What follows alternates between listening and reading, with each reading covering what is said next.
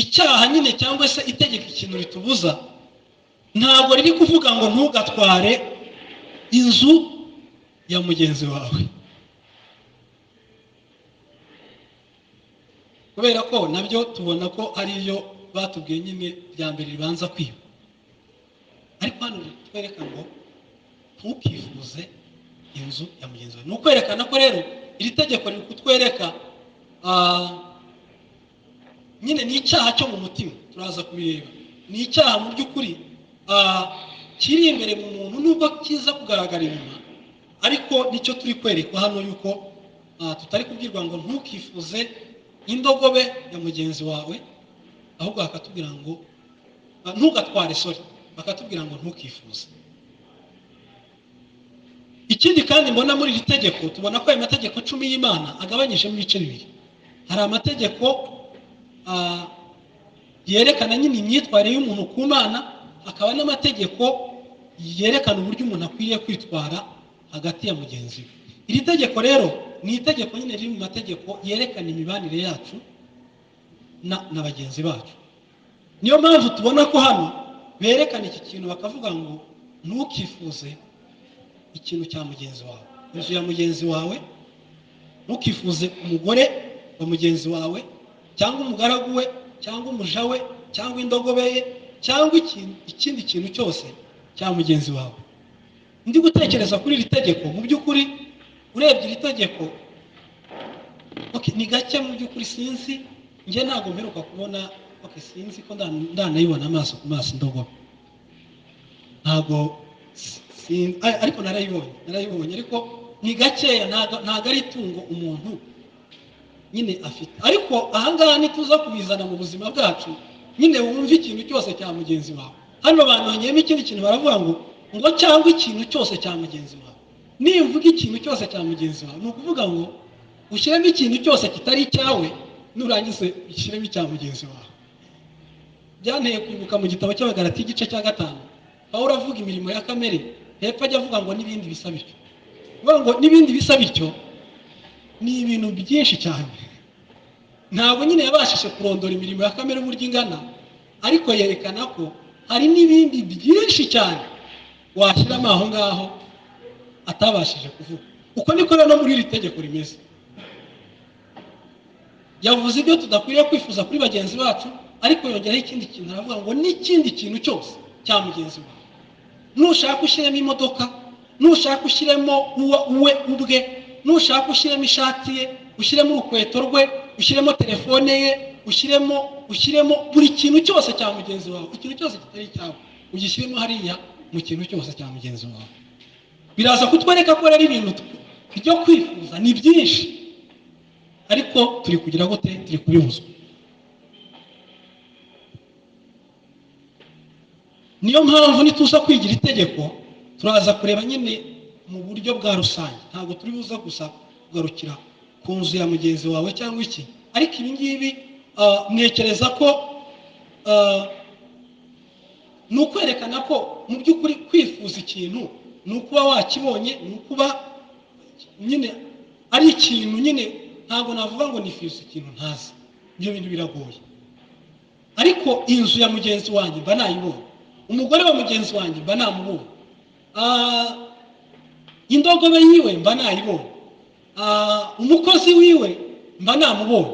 Ibyo bintu byose rero byerekana ko ni ikintu nyine mba ndi kubona cya mugenzi wanjye nshobora kwifuza. Nsoma mu gitabo cy'umugabo umwe bita Thomas Watson, twakunze kugikoresha cyane muri uruhererekane rw'aya mategeko kuko yavuzeho cyane. Yatanze ibisobanuro bibiri byo kwifuza, ariko muri rusange avuga amagambo abiri yo mu Kigiriki. Rimwe rivuga ngo ni phonexia, ubwo nyine nta Kigiriki nzi, nanjye narabisomye kugira ngo nyine mu byumve, ariko abisobanura mu Cyongereza mbitranslatinga mu Kinyarwanda. Aravuga ngo ni ibyifuzo byo kubona isi, cyangwa se ni ukwifuza guhazwa n'isi. Ikindi kandi yavuze undi mugabo wabivuzeho n'undi mugabo bita Augustine, yaravuze ngo to desire more than enough. Ubwo ndi kuvuga nyine kwifuza icyo ari cyo, nituza kumva kwifuza tubisobanukirwe twumve ngo nukumva nyeneye guhazwa n'isi. Ikindi kandi uyu mugabo August niwe yavuze ko nukwifuza ibirenze ibikenewe. Ni igihe umuntu yifuza ibintu akifuza n'ibintu atanakeneye.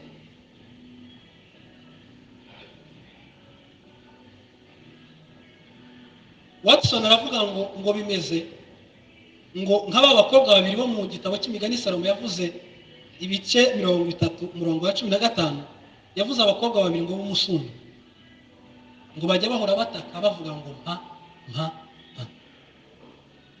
Hepfo yawo y'uwo murongo ahita avuga ngo hari ibintu nyine ngo bitatu ngo ndetse bine bitajya bivuga ngo birahagije. Avugamo indi itabyara, avugamo isi idahaga amazi, avugamo inkwi zidahaga umuriro, agenda avugamo nyine ibyo bintu byerekana ko ntago nyine bijye bihaha. Avuga rero kwifuza nako rero ni nk'aba bakobwa babiri, Yesu abakobwa babiri b'umusundwe ngo bajye bahora bataka ngo mpa mpa mpa. Aya magambo wenda ashobora kuvuga umusundwe uba nimba navuga ni inyamaswa, ni ibikururuka ariko bibaho kubera ko byari ikindi kintu. Reka mbaye nk'urugero, ikirondwe kibaho kubera ko cyanyunyuje amaraso y'inka. Umusundwe rero nawo ni kubayeho nyine ubaho bitewe n'uko cyakuye ubuzima ahandi hantu. Rero umusundwe ni ukuvuga ngo igihe cyose uhora wifuza icyo wafata kugira ngo ubeho. Aravuga ngo rero umuntu wifuza ni uko nguko bameze. Abameze nk'aba bakobwa babiri b'umusundwe bahora bataka bavuga ngo mpa mpa mpa. Usibye iryo jambo rivuga ngo kwifuza isi, yavuze irindi jambo yise ngo philaguia, ivuga ngo gukunda isi urwego rukabije. Gukunda isi urwego rukabije. Niyo mpamvu rero iki cyaha nyine dukwiye nyine kukirinda cyane, icyaha cyo kwifuza, kubera ko nyine ni icyaha kitari cyiza nk'uko tugenda tubibona. Luka igice cya 12 umurongo wa 15, Yesu ari guca umugani w'umutunzi, yabwiye abantu arababwira ngo mwitonde kandi mwirinde kwifuza kose.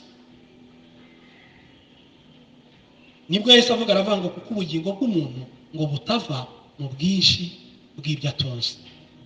Rero ni ukuvuga ngo dukwiye kwirinda kwifuza kose kubera ko tutabibuzwa n'abantu, ahubwo Imana ubwayo irabitubuza kubera ko izi ko ari bibi. Kandi ni nacyo niyo mpamvu Imana yatanze amategeko, ni ukugira ngo itwereke uburyo icyaha ari kibi. Rero dukwiye kwirinda kwifuza kose.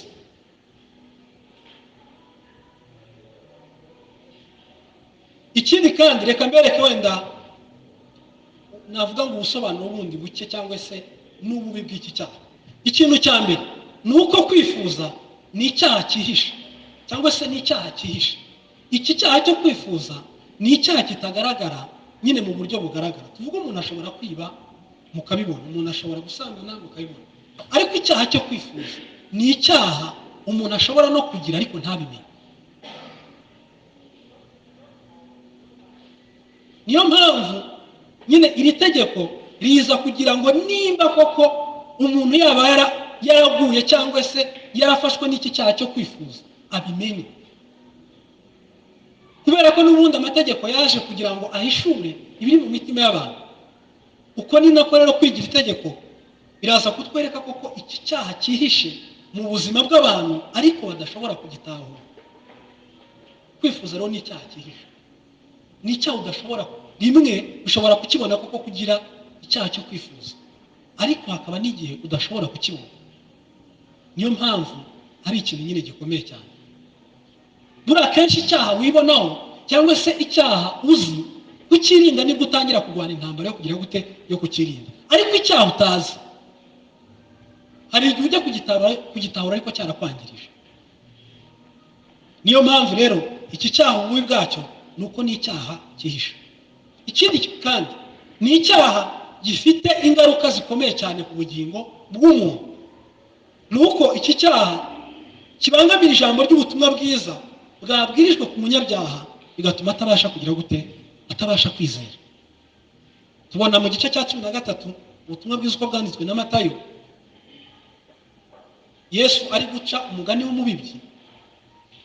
Yavuze uburyo umubibyi yasohoye imbuto, atangiye kubiba, zimwe zigwa mu nzira, nyine ziraza zirazitoragura, izindi zigwa mu kara, zera umwanya mutoya, ariko kuko zitari zifite imizi ziruma.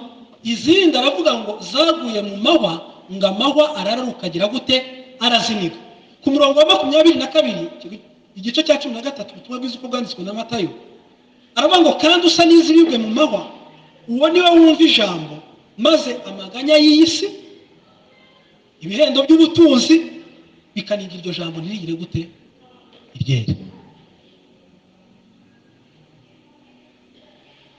Nuvuga ngo kwifuza, ubundi ubwiriza umuntu kugira ngo ufate umutima wiwe nyine uwuha Imana cyangwa se uwushyire mu ijuru, ariko umutima uboshwe n'iki cyaha cyo kwifuza kimuzirikira mu isi, kigafata n'umutima we kikawuzuza, kikawushinga mu isi.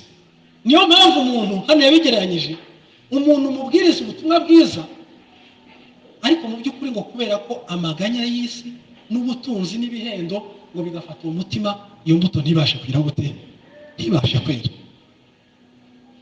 Ibintu rero byerekana ko icyo cyaha cyo kwifuza, turaza kukireba mu ngaruka zacyo, ni icyaha gishobora gutuma ubugingo bw'umuntu butagira gute, budakizwa, kubera gusa kwifuza. Ikindi kandi iki cyaha ni isoko cyangwa se ni umuzi w'ibyaha byose abantu bakora, bihera mu kwifuza. Tubona ko icyaha cya mbere nyine cyabaye abakurambere bacu bakoze, babitewe n'iki? Babitewe no kwifuza. Igiti Imana yari yababujije, Satani azatangira kukibabwira, biri givuga neza kavuga ngo Eva ngo atangira kubona icyo giti ngo ari icyo kwifuza, ngo kandi ari icyo kwifuriza umuntu kumenyesha ubwenge bw'icyiza n'ikibi. Rero tubona ko iki cyaha cyo kwifuza ni icyaha, ni inkomoko y'ibyaha bindi byose abantu dukora, bihera mu kwifuza. Mwibuke Yakobo, urwandiko rwa Yakobo igice cya mbere guhera ku murongo wa 12 kugera ku wa 14, biri givuga neza kavuga ngo umuntu niyo siko gukora icyaha, ngo ntakavuga ngo Imana niyo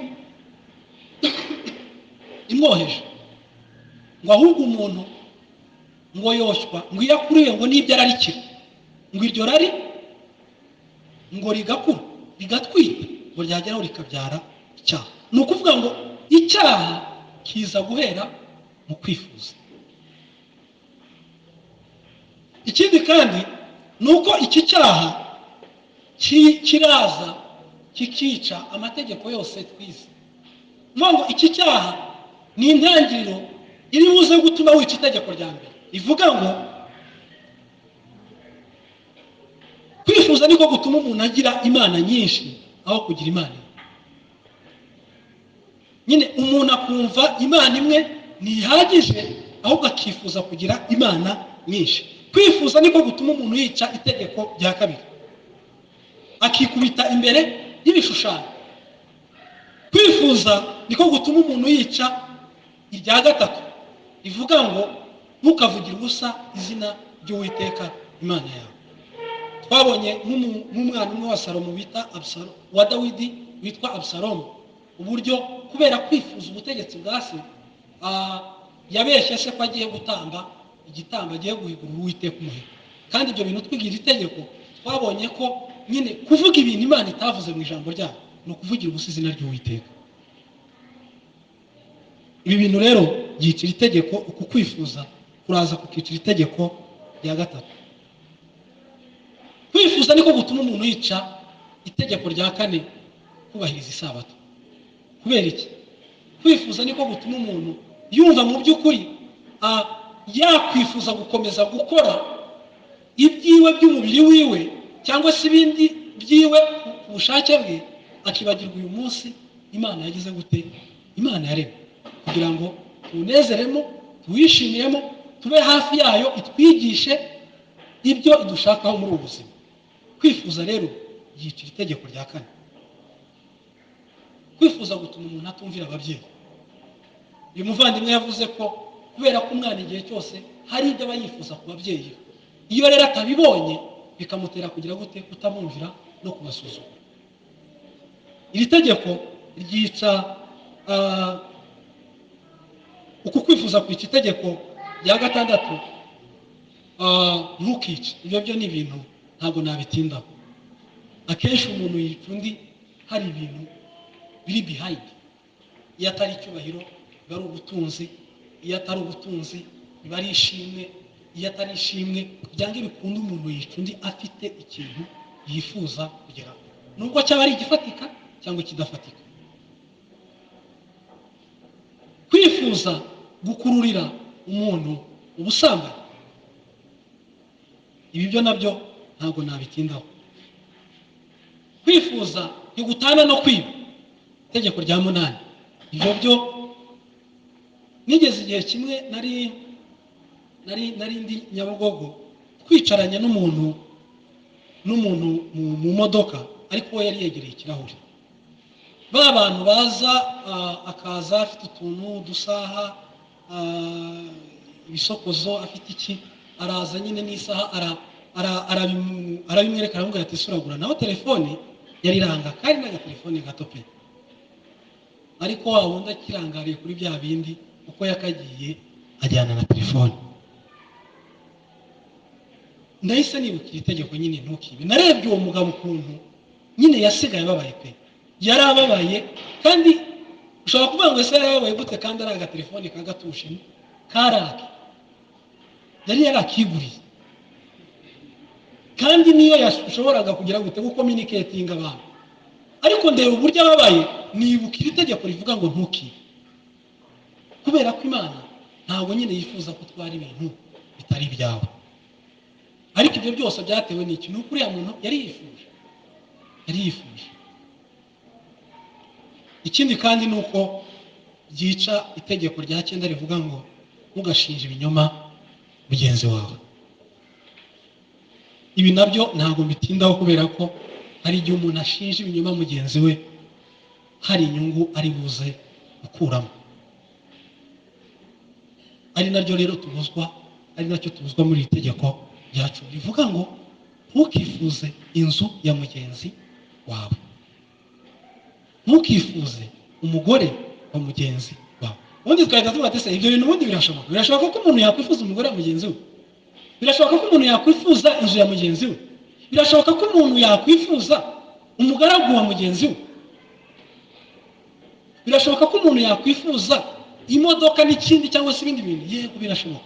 Ntabwo Imana yaduhaye iri tegeko bidahari, nuko byari bihari. Ikindi kandi ni icyaha kiza kigasuzuguza ibyo abantu bizera. Kubera iki? Niba umuntu avuga ko we umutima we ibyiringiro bye ari iby'ijuru, agaciro n'imibereho ye ibitekerezo bye ari iby'ijuru, yarangiza umutima we ukaba ari umuntu ubohewe, wifuza unezererwa iby'isi, uwo muntu mu by'ukuri aba ari gusuzuguza ibyo twizeye. Ikindi kintu gikomeye cya 5 ni uko iki cyaha kirimbuza. Abaefeso igice cya 5 umurongo wa 5 haravuga kuko ibi mubizi neza yuko ari nta musambanyi cyangwa ukora ibyonona cyangwa urarikira. Hanga mu Cyongereza nyine bakoresha ijambo kwifuza, ari usenga ibigirwamana, ufite ibyo azaragwa ubwami bwa Kristo.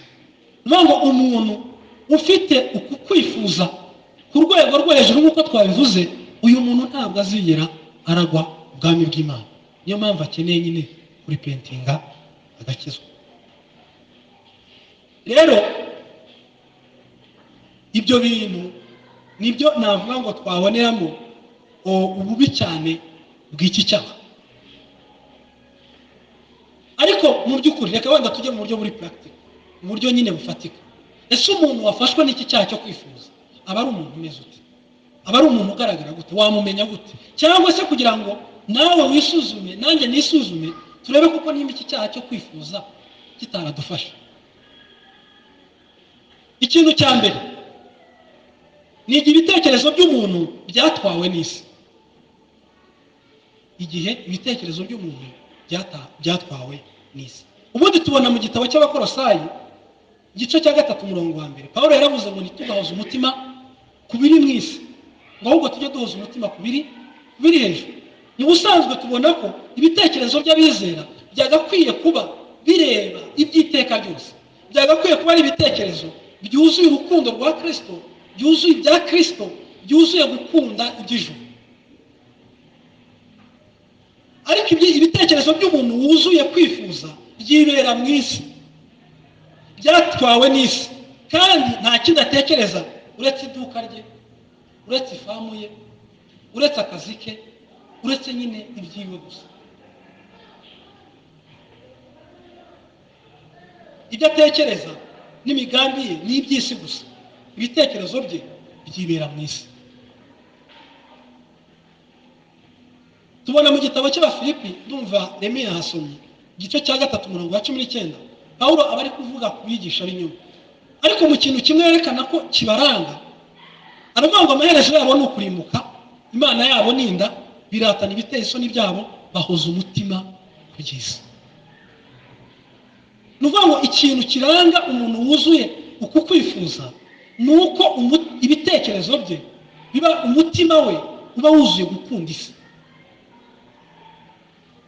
Aba ari umuntu unezererwa isi, akayiboneramo ibyishimo, akayiboneramo umunezero. Imigambi ye, ibitekerezo bye ari ukugera ku by'isi, uvuga ngo umutima wiwe nta handi hantu uri uretse gusa ku by'isi. Uwo muntu rero nta kindi kintu nyine Bibiliya imusobanuza, ni uko uwo muntu aba yaragoswe, ni uko uwo muntu aba yarafashwe n'icyaha cyitwa kwifuza.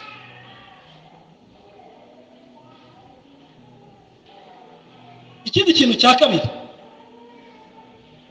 ni igihe umuntu yemera kubabara ngo abone iby'isi kuruta iby'ijuru. Iki ni ikindi kintu nacyo cyerekana umuntu koko nyine watangiye gutwarwa no kwifuza. Ni umuntu watangiye kugaragaraho nyine iri tegeko ritangiye kugenda nyine rishinga. Ni umuntu ushobora kubabara kugira ngo aronke iki? Aronke iby'isi kuruta iby'ijuru. Uyu muntu yakwemera kwibuza ibitotsi, yakwemera gutera intambwe ishoboka iyo ari yo yose, yakwigoma byinshi ariko kugira ngo aronke iby'isi. Ariko adashobora kubabara ku bwa Kristo, ashaka iby'isi adatuza, akabyiruka inyuma kugeza aho abiboneye, ariko akirengagiza iby'iteka ryose. Ahiga iby'isi. Muzi guhiga nyine, iyo umuntu ari guhiga, iyo avumbuye umuhigo, ni ukuvuga ngo awiruka inyuma kugeza ageze gute? Kugeza awufashe. Ni ukuvuga ngo rero umuntu wafashwe n'uko kwifuza, ikintu kimuranga ni uko aba ameze nk'uri guhiga iby'isi.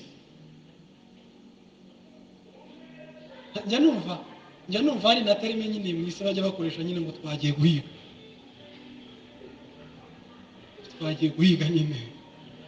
Okay, wenda siko umuntu wese uyikoresheje gutya bakoresheje ko yafashwe no kwifuza, ariko mu isi kiba ari icyo gisobanuro. Aba yagiye guhiga, aba yagiye guhiga iby'isi, kandi akabira ibyuya, akaryama atinze, akabyuka kare, nta kindi kintu nyine ashaka, akeneye iby'isi. Iby'ijuru ari ibintu biza inyuma, ari ibintu biza nyine yamaze kureba ko iby'isi byageze gute.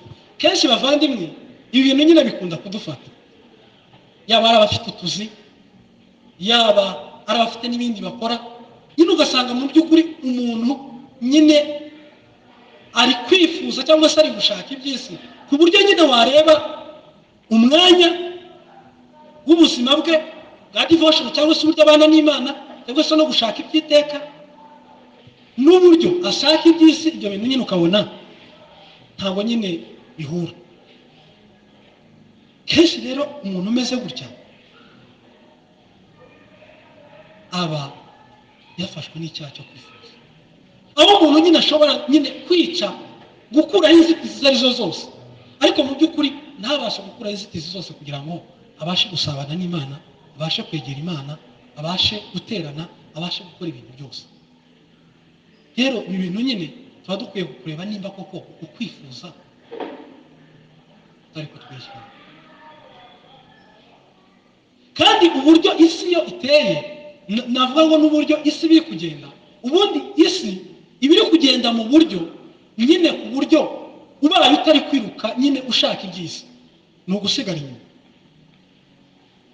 That's why nyine Imana iza kugira ngo twigishe amategeko, itubwire uko dukwiriye kwitwara muri izo situation.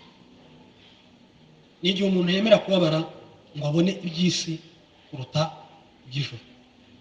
Ikindi kandi, ikintu cya gatatu, ikintu nyine cyarantangaje cyane, ibiganiro bye byose aba ari kwivugira iby'isi byonyine. Ikindi kintu kizakwereka umuntu watwawe n'iki cyaha cyangwa se wafashwe n'iki cyaha cyo kwifuza, uzamusange mu biganiro bye. Ujya usanga imigambi ye, ibitekerezo bye ni uburyo yabona iki, uburyo yabona iki, uburyo yabona iki, niye ukumva mu by'ukuri umutima we. Ibyo bintu nimbyigisha nibize kumva ko umuntu akubwiye ngo ndi gutekereza iki ngiki, ngo wumve ko igihe cyose umuntu uvuze ko ari icyo ashaka aba yafashwe no kwifuza, si byo se? Ariko igihe cyose umuntu ubuzima bwe, ibiganiro bye ari kuvuga gusa ibyo yifuza, cyane cyane byo mu isi, mu by'ukuri ibyo bintu ukwiye gusuzuma neza nimba iki cyaha cyo kwifuza atari cyo kigutera guhora uvuga ibi bintu. Iyo ndi gusoma igitabo cy'Umugenzi, Mukristo agera mu isoko ry'imburamumaro, hari ibintu abantu bo muri iryo soko ry'imburamumaro ngo byabatangaje. Ngo ikintu cya mbere, ngo batangajwe ngo n'imyambaro bari bambaye, ngo kubera ko ngo imyambaro yabo ngo ntabwo yasaga ngo n'abantu ngo bo mwigurire. Ngo ikindi kintu cyabatangaje ngo ni ururimi rwabo. Ngo ururimi rwabo ngo bavugaga ngo ururimi rw'Isiyoni. Ngo ariko muri iryo guriro ngo ururimi rwabo cyangwa se imvugo yabo ngo yari iyo mu isi. Ni ukuvuga ngo n'imvugo abizera bavuga nayo buriya ujya usanga nko mu rwandiko rwa Yakobo, muzarebe umwanya afata avuga ku rurimi. Ni ukugira ngo nyine yerekane uburyo nyine iyo umuntu yakijijwe, iyo umuntu yagezweho n'ubutumwa bwiza bugahindura umutima we, bugera no ku rurimi, uburyo ibyo avuga nabyo mu by'ukuri biba bifite uko bisoundinga mu isi. Icyo kintu ngo cyarabatangaje. Icyo rero cyari igishushanyo cyerekana nyine uburyo mu isi imvugo y'abizera, ibyo uharanira kugeraho, ibyo wifuza kugeraho n'ibyo bisi bifuza kugeraho, ujye wumva bitandukanye. Ese inyota babigirira n'iyo ubigirira bingana gute? Ariko ikintu kizakwereka umuntu watwawe n'iki cyaha cyo kwifuza, umwumvira ku magambo ye, nuko ari umuntu koko ibintu biri sekira, ni ibintu wumva umutima we nyine urarikiye, wumva nyine ntaryama ngo asinzire atarabibona. Ariko mwahura umva nyine devotion izaze arapfuye kandi akavuga ngo udusabire. Ibyo bintu nyine bisaba ko bavandimwe nyine twisuzuma, nicyo iri tegeko ritwereka. Kubera ko amagambo y'umuntu agaragaza mu by'ukuri biri mu mutima we. Niko Yesu yavuze muri Luka igice cya 6:45.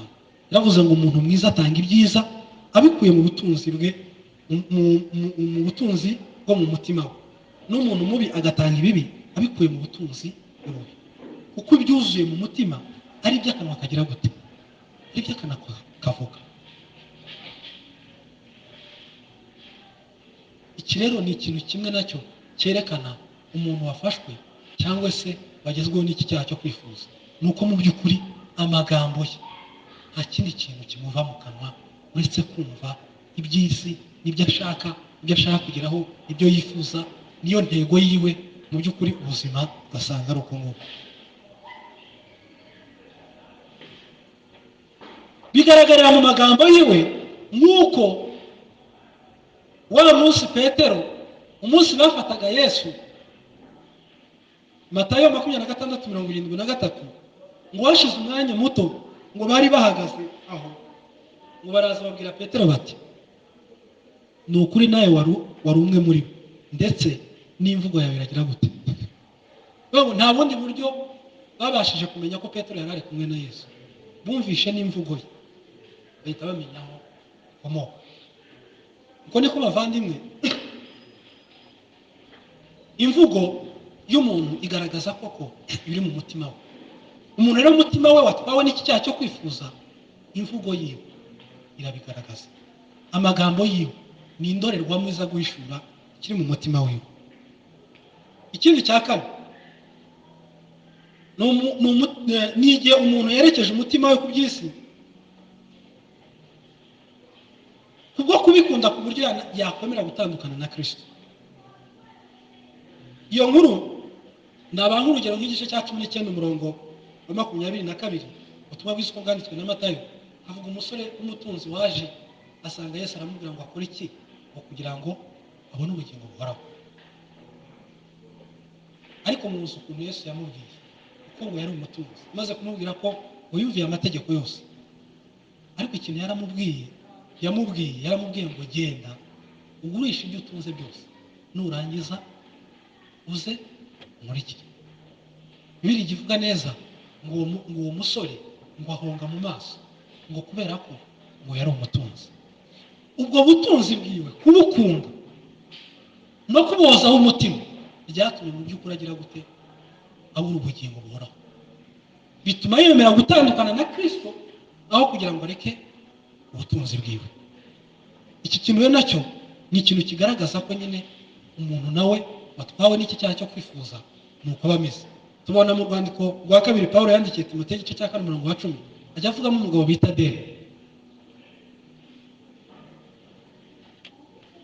Ajya avuga ngo Dema yaransigiriye kuko akunze iby'iki gihe cya none, ngo Gitesalonike, Dema yaransigiriye kuko akunze iby'iki gihe cya none. Yerekana ko Dema yamusize, ariko kubera iki? Ngo kubera ko yari akunze iby'iki gihe cya none. Iki kintu rero nacyo ni ikintu cyerekana umuntu watwawe n'iki cyaha cyo kwifuza. Ikindi kintu cya nyuma ndi buze gusorezaho ni ugutwarwa n'imiruho yo mu isi.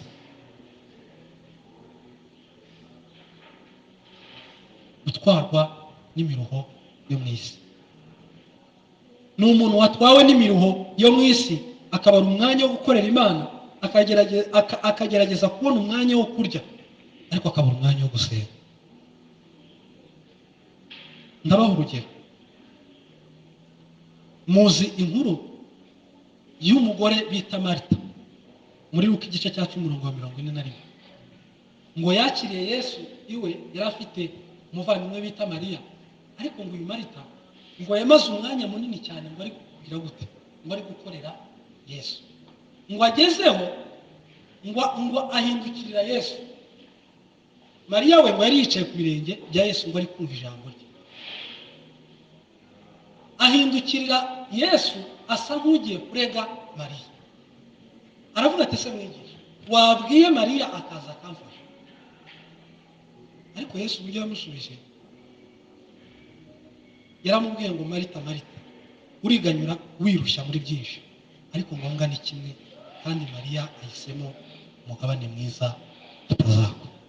Ikintu Yesu yaramubwiye ko ikintu cy'ingenzi ni uko agakwiye kuba uri kwita ku bugingo bwawe, kuruta nyine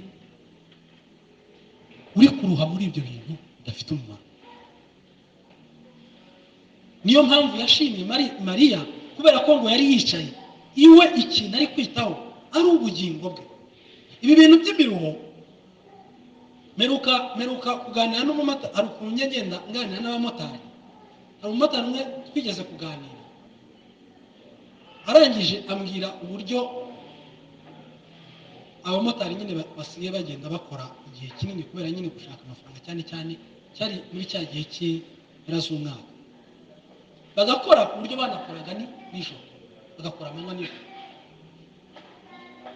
Ariko uwo nguwo arambwira, ubwo twari turi mu muhanda turi kugenda, hashira umwanya mutoya mbona aparitse moto, ntamubwiye nta n'ikindi kintu ambwiye, aparika moto ajya ku kabotike, mbona azanye inaji.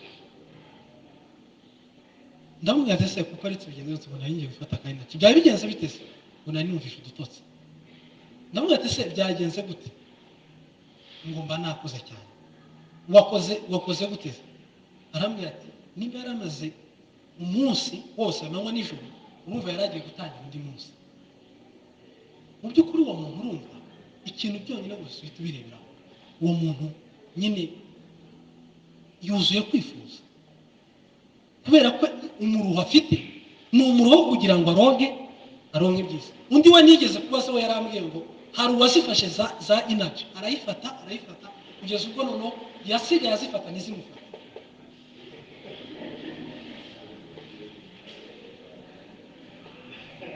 Kugeza ubwo we yambwiye ko uwo mumotari yigeze kwitwara, arayitwara kugeza ubwo nyine ibitotsi byamufatiye mu muhanda, cyakora nta muntu yari ahetse, ahita agira gute, ahita agwa mu gikamyo kimwica.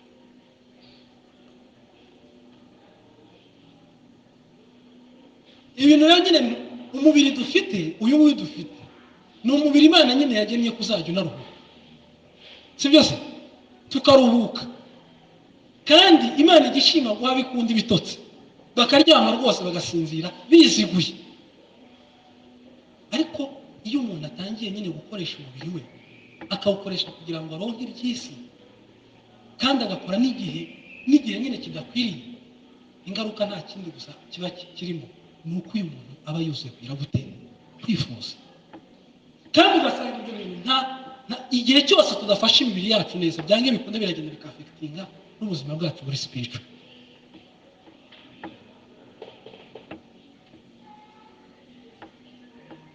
Niyo mpamvu nyine n'abavandimwe nyine bafite uwo mwuga nyine bajya babyitaho, n'abandi bose nyine abafite imirimo, kubera kuko nyine gutwarwa n'imiruho y'isi, baho ubuzima wumva ukeneye nyine, udakeneye nyine ukumva ushaka iby'isi nta kuruhuka. Mu by'ukuri biragenda bikafekitinga ubuzima bwawe muri spiritual, ejo n'ejo bundi nyine ugasanga mu by'ukuri ubuzima nyine. Kandi ibyo bintu bijya bitana no kugwa mu byaha no kugira gute. Niyo mpamvu iki kintu nacyo bavandimwe dukwiye nyine kukirinda. Icyanyuma ni umuntu ushaka iby'isi akabibona atitaye no mu buryo yabibonamo, yakwica, yakwiba, yarenganya. Mu gitabo cy'abami hajya bavuga inkuru y'umwami witwa Ahabu. Ahabu yari umwami wa Isiraheli afite ibintu byose. Ikindi kintu cyantangaje kuri iki cyaha cyo kwifuza, ntabwo ari icyaha kigirwa n'umuntu kubera ko afite ubukene. Oya, uyu Ahabu yari afite ibintu byose, ariko ngo aza kubona uruzabibu rwa Naboti, arubone ararwifuza, ngo ajya kurusaba Naboti, aramubwira ati ndagusaba kugira ngo urwo uruzabibu rwawe, ndetse aramubwira ngo nubishaka ngo nzaguha urutugu. Ariko mwumve kwifuza ikintu bikora. Nyine ndashaka iki, nushaka nzaguhe n'ikindi kiruta iki, ariko umike nicyo nshaka. Ibiri igivuga neza, Naboti aramuhakanira, kuko Imana yari yahaye Abisirayeli amategeko ibabwira ko gakondo y'umuryango ntabwo ikwiye kujya mu wundi muryango. Aramubwira ati ntabwo nashobora kuguha igihango cya ba sogokuruza. Biri igivuga neza ngo umwami Ahabu ngo aragenda araryama, ngo ananirwa kurya no kuryama, ananirwa ibitotsi arabibura. Noneho umugore aramusanga, nyine ibyo bintu bigatanga uko nyine niko kwifuza nyine, ku buryo umuntu ashobora kuryama akabura ibitotsi ntasinzire ngo yabuze iPhone kangahe.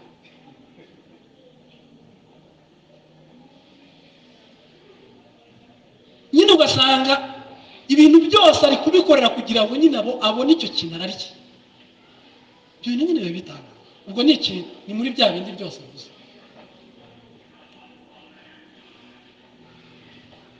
Umugore we ngo aramusanga aramubaza ati ese byagenze bite ko wananiwe kurya no kurya? Avuga ati nabonye uruzabibu rwa nabo ariko yanze kurunga. Uwo mugore rero kubera ko nawe yari umugore nyine mubi, aravuga ati se ntutegeke, kuri umwami ufite ibintu byose ntutegeke. Aravuga ati wowe iryamire njye ndabigufasha. Uyu mwami Ahabu Bibiliya iri gutanga rekodi y'abantu ivuga ngo nta muntu ngo wiguriye gukora mu byangwa n'Uwiteka ngo yohejwe n'umugore we. Aha tubona ko yashatse abandi bagabo ngo b'ibigoryi ngo baraza babeshyera Naboti, bimaze kubeshya Naboti baramwica. Azahamagara umugabo we aramubwira ati genda utware uruzabibu. Ariko ibyo bintu byerekana nyine kwifuza, kandi uburyo bushoboka rwose.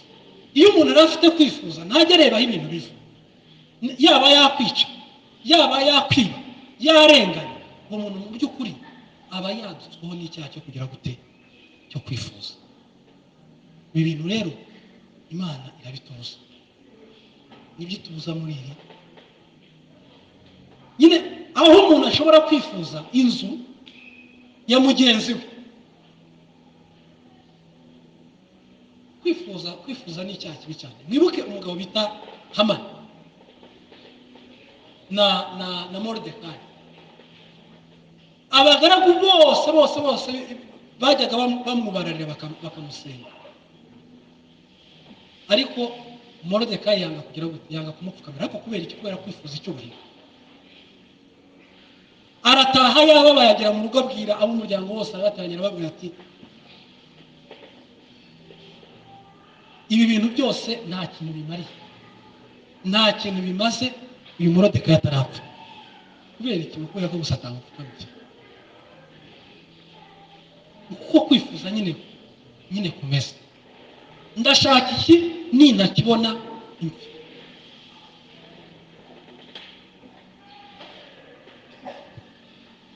Uko rero niko nyine tubona ko mu kwifuza ko yashatse kwica Hamani, yashatse kwica Moridekayi. Okay, ni gute rero twanesha iki cyaha? Wenda reka areba ari byo yewe ndi kubona ku musozo. Ni gute twanesha iki cyaha cyo kwifuza? Ikintu cya mbere ni ukwizera. Bibiliya ivuga neza muri Yohana, urwandiko rwa Yohana rwa mbere igice cya 5:4, haravuga ngo uko niko kunesha kwanesheje iby'isi, ni ukwizera kwacu. Nuvuga ngo umuntu utarizera biragoye kugira ngo aneshe iki cyaha cyitwa kwifuza. Ntabwo bishoboka.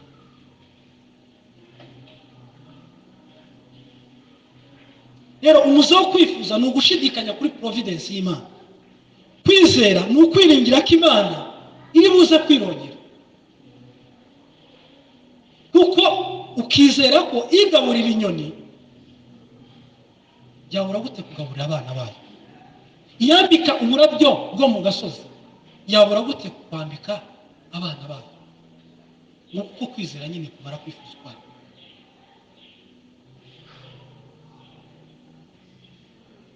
Niko kwizera kunesha iby'isi. Uku kwizera niryo pfundo ibasha kunesha kwifuza. Ntabwo kwizera gusa kweza umutima w'umunyabyaha, ahubwo uku kwizera kubasha no kuhaza. Nuvuga ngo umuntu ntabwo gusa kwizera kuza kukeza imitima yacu kutugira abana b'Imana, ahubwo uku kwizera kubasha kutwereka ko mu Mana muri Kristo Yesu niho twisanga, niho tubonera umwuzuzo w'ibyo dukeneye.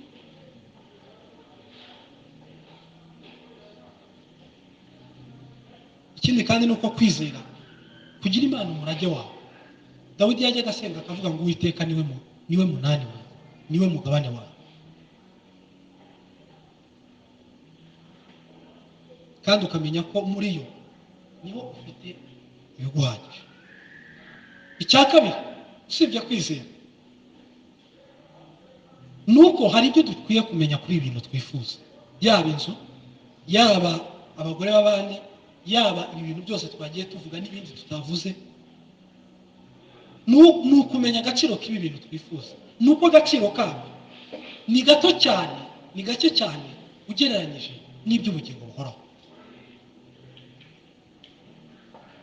Ndetse twabonye umuvandimwe icyigisho yatwigishije mu gitondo, Yesu aba bantu bamusangaga baje bamushakaho ibintu bishira, ibintu by'igihe gito cyane.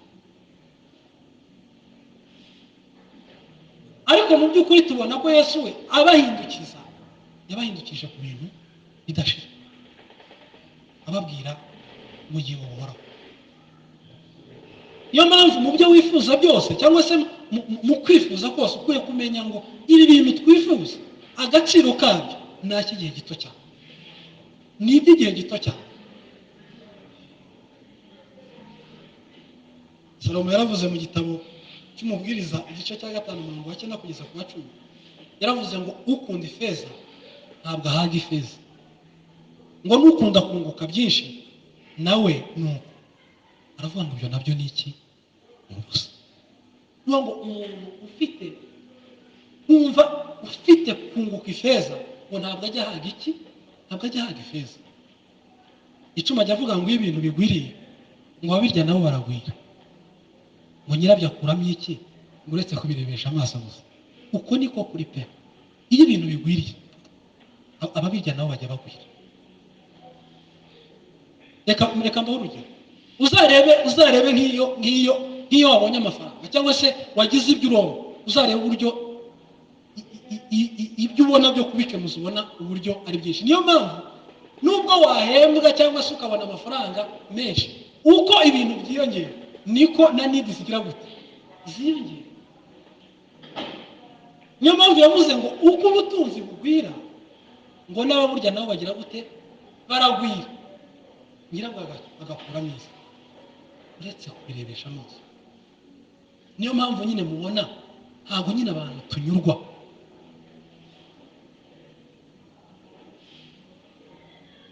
Niyo mpamvu usanga nyine ubuzima turimo ni ubuzima bwo kwifuza iki? Ejo cyavaho ukumva wifuje iki? Ejo cyavaho ukumva wifuje iki? Ejo wavaho ukumva wifuje iki? Nibwo buzima nyine isi dushyira. Nabanyura urugero rw'ibintu bitandukanye.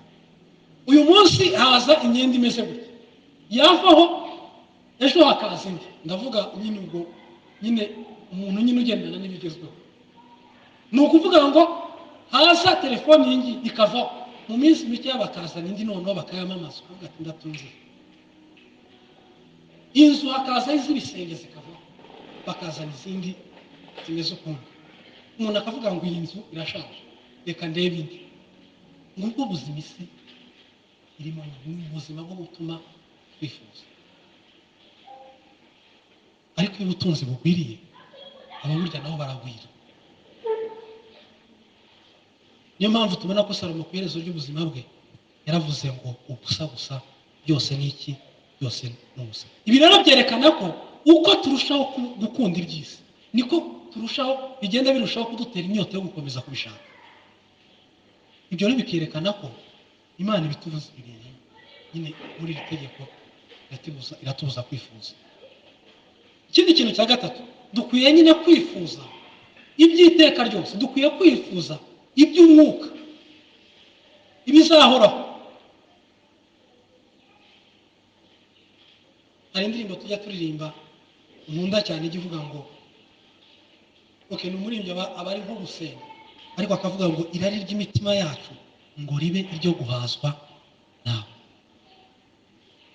Nguko uko ubundi umuntu yagakwiye nyine kuba ameze, irari ry'umutima we rikaba ari iryo guhazwa n'iki? N'Imana gusa.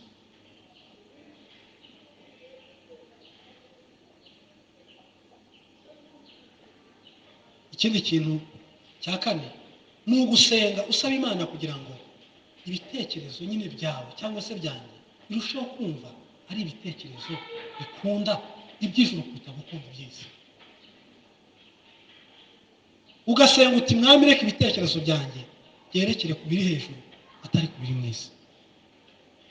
Ugasenga uti Mwami wanjye mpindura irari ry'umutima wanjye ribe iryo guhazwa nawe.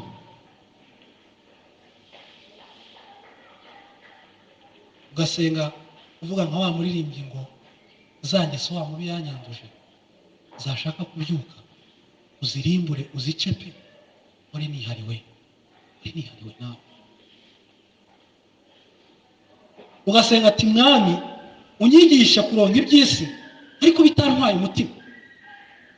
Zaburi ya 62 umurongo wa 11 hajya avuga ngo mwiringire agahato nimwiringire agahato nimwizigire ubusa kunyaga ngo ubutunzi nibugwire muzabaherana imitima.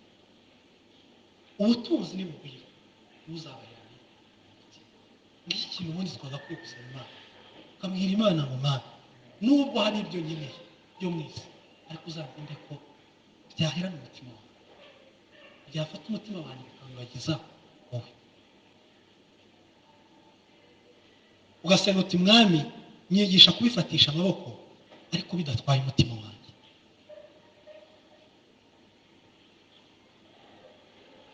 Uburyo rero twakoresha ngo tutifuza iby'abandi, ndavuga iki kintu cyitwa kunyurwa. Bavandimwe, kunyurwa ni isomo rikomeye pe, kandi ni isomo ryiza. Ubundi kunyurwa cyangwa se kumva unyuzwe nk'uko hano batubwiye ngo ntukifuze inzu ya mugenzi wawe. Ni ukuvuga ngo Imana yahaye ababisirayeli itegeko kugira ngo buri muntu wese ajye anyurwa n'inzu ye, anyurwe n'umugore we, anyurwe n'indogobe ye, anyurwe n'umukozi we, anyurwe na buri kintu kiwe cyose atifuje icyamugenzi. Umuvandimwe Pink hari ukuntu yasobanuye kunyurwa. Yaravuze ngo kunyurwa ni umusaruro uva mu mutima waruhukiye mu Mana. Ni umusaruro uva mu mutima waruhukiye mu Mana. Ni ubugingo buri kwishimira amahoro ahebuje rwose aruta ay'umuntu yamenya. Ni umusaruro w'ubushake bwanjye nafashe nkabushyira munsi y'ubushake bw'Imana. Uri ko kwitwa kunyurwa. Nuko mfata ubushake bwanjye nkavuga ngo Mana niba uko nshaka ahubwo bibe uko ushaka. Ni umugisha w'umutekano w'uko Imana iri buze gukora ibintu byose kandi ikabikora neza. Kandi ukamenya ngo ibyo ikora byose ibikora kubw'inyungu zacu. Byose ko bifatakanyiriza no kutuzanira ibyiza. Kuruta ko mpita ntangira kuvuga ngo nimba nkeneye iki kintu nkifuza icya mugenzi wanjye gashaka uburyo nakibona, ahubwo mwumva nishimiye ko ibyo Imana yampaye biranyuze. Salomo mu gice cye cya nyuma mu gitabo cy'imigani yarasenze aravuga ngo mwami ntume ibyo kurya ngo cyangwa yaravuze ngo ntume ngo biri hejuru cyane ngo kugira ngo ntibona ngo nkagusuzuma. Ikindi kandi aravuga ngo ntume ibiryo bikeya ngo kugira ngo nabwo ndatukisha izina ryawe. Ariko aze kuvuga aravuga ngo ujye umpa ibingwiriye cyangwa se ibiryo biwiriye. Bavandimwe, Imana nyine idusaba nyine kunyurwa. Nibwo buryo bwonyine byadushoboza kugira ngo byadushoboza kunesha kwifuza. Nuko unyurwa nuko Imana yakugize, unyurwa n'ibyo Imana yaguhaye kubera ko ibyo nibyo Imana yabonye ko bikwiye.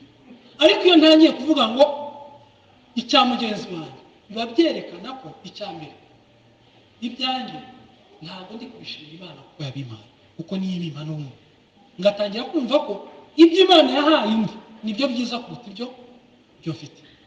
Ibyo bintu rero nyine Imana bitubuza. Mu gitabo cya Filipi igice cya 4:10 Pawulo yerekana uburyo ngo yigishijwe kunyurwa. Kunyurwa umuntu arabyigira, ngo yize kugira ibisaga, ngo yize gucishwa bugufi, ngo we aho yaba ari hose, ngo nuko yameze kose, ngo ashobozwa byose na Kristo ugira gute muha imbaraga. Uzi ko ari umuntu utajya unyurwa, ntanyurwe gusa no kuba mu Rwanda, nyine akumva ntanyuzwe, nyine akumva nyine nta kuryama ngo asinzire, nyine cyangwa se umuntu akaba atanyuzwe n'ibyo afite. Ariko Pawulo yerekana ko ni gute yigishijwe kunyurwa. Pawulo ari mu bukene yabashije kwihanganira ubwo bukene, ariko ngo kwihangana ntabwo ari wowe kwihangana, ngo ni Kristo ngo wagiraga gute wamuhaga imbaraga. Niba ageze mu bukire yanyurwaga n'icyo gihe Imana imuhaye, kubera ko Kristo yamuhaga imbaraga zo kunyurwa n'iyo sida ageze.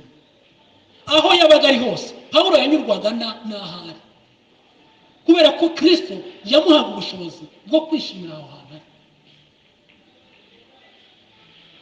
Hari umuntu twigeze kuganira nyine arantangaza, ndi kugana ku musozo nyine bitewe nyine no kwifuza Amerika, arambwira ngo icyama gusa nibura nkazakandagizaho n'ikirenge ngo narangiza nkagaruka. Mu by'ukuri uwo muntu ntabwo anyuzwe n'ahari, nyine gukandagira yakagaruka bimaze. Rero ibintu byose nyine byerekana ko Imana iduhamagarira nyine kunyurwa. Uburyo bwiza bwo kunyurwa ni ukwizera ko muri buri kondisiyo yose Imana izaguha ibikwiriye. Ahari n'ibyo ubona ko ushoboye kumanaginga muri icyo gihe, wenda byinshi uyu mwanya byakubera umutego, Imana igashima kuguha nyine ibingibi biguhaye uyu munsi. Ahari Imana ibibona ko iguhaye byinshi bire cyangwa se ikaguha ubuzima burenze ubwuriwe ushobora. Ari ikintu kigiye kintangaza, Imana yajyaga ibwira Abisiraheli ikababwira bataragera i Kanani, ikababwira ngo nimugera i Kanani mukamara kurya no kubaka amazu mukagira gute, aravuga ngo muramenye ntimuzanyibagirwe.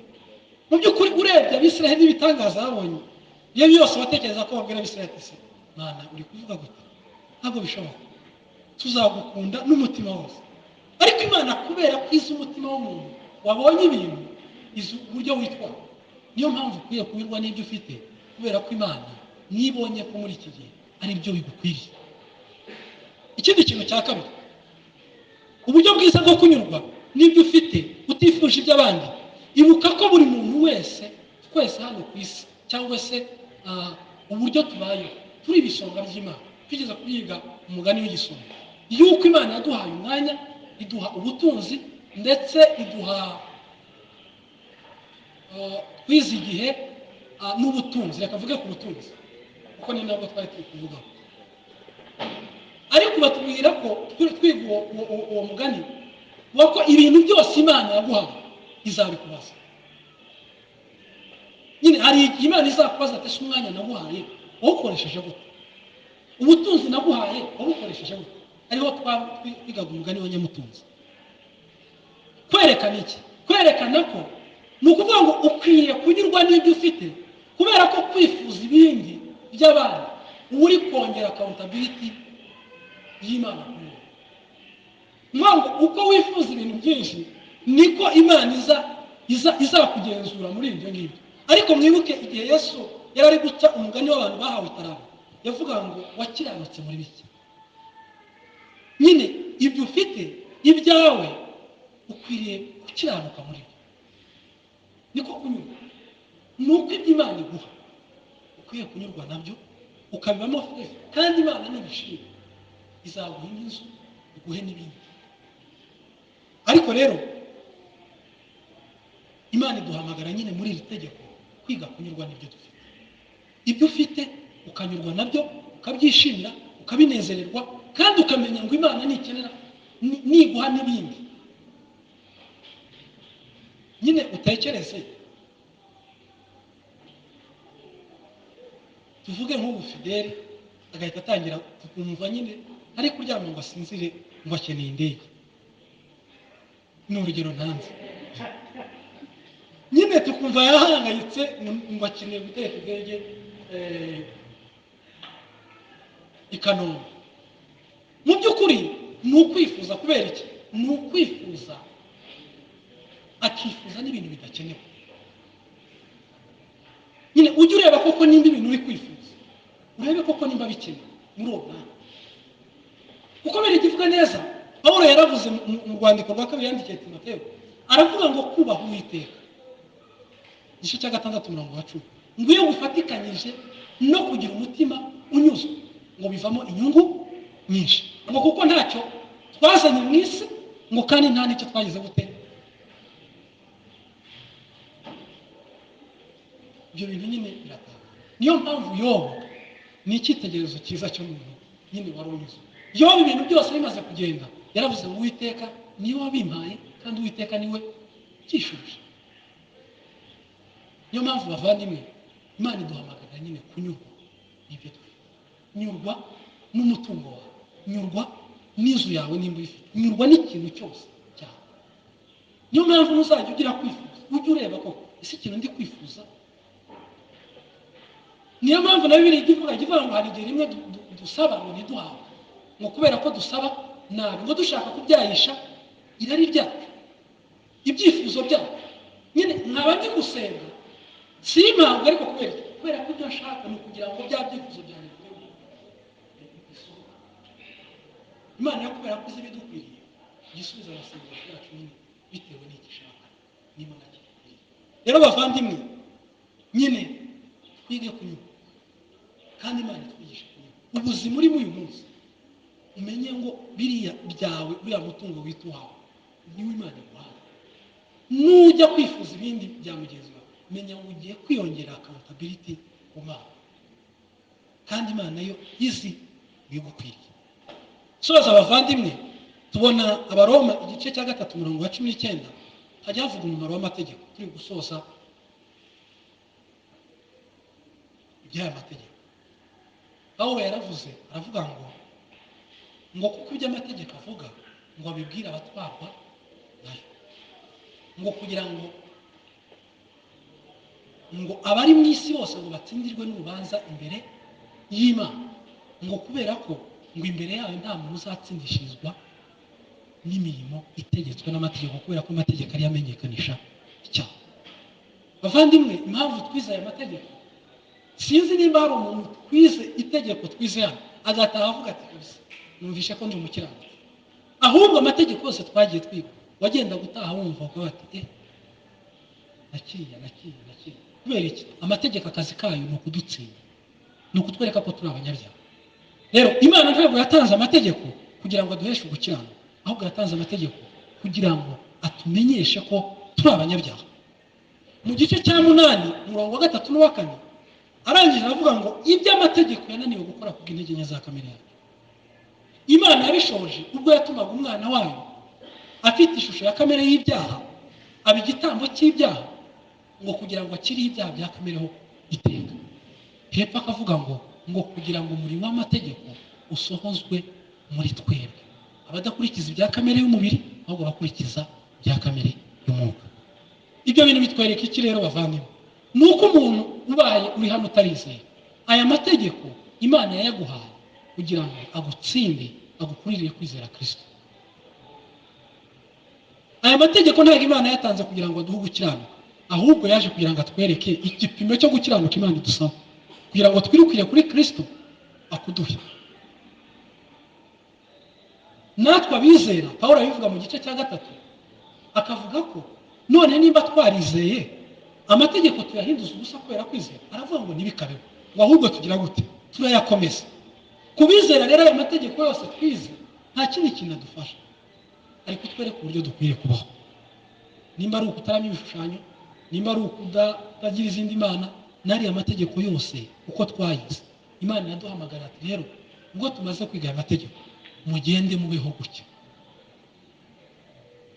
Nawe utarizeye, aya mategeko ni igipimo wipimiraho uburyo Imana igusaba gukiranuka, kandi tubona ko gukiranuka amategeko yatwerekaga nta muntu wabasha kugira gutera, nta muntu wabasha kubona, ahubwo Kristo niwe waje arayumvira, umwizeye Imana igira gute? Umubaraho gukiranuka.